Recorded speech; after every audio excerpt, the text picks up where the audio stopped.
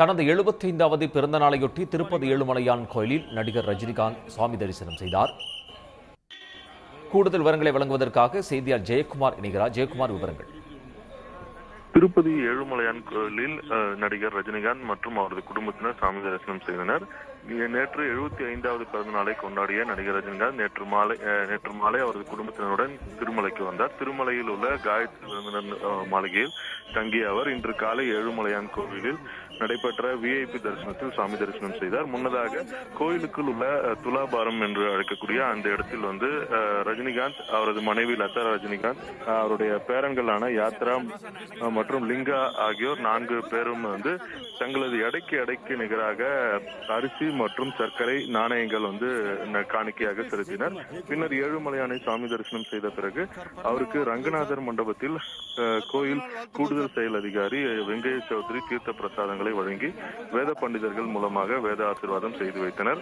ரஜினிகாந்த் வருவதை கண்ட அங்கிருந்த பக்தர்கள் மற்றும் ரசிகர்கள் கோயில் முன்பு திரண்ட நிலையில் வெளியே வந்த ரஜினிகாந்தை பார்த்த ரசிகர்கள் மற்றும் பக்தர்கள் தலைவா என்று கோஷங்களை எழுப்பினர்.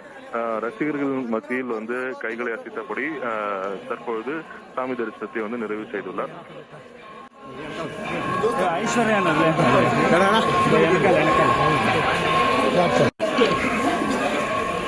ஜெயக்குமார்,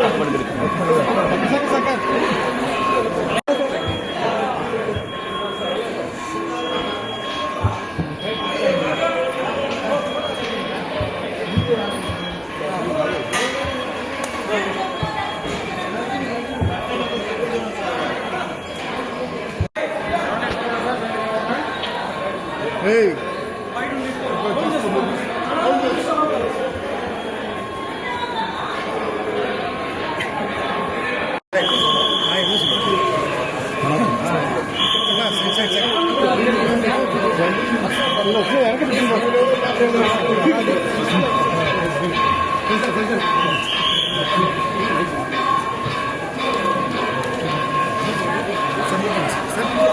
Fast.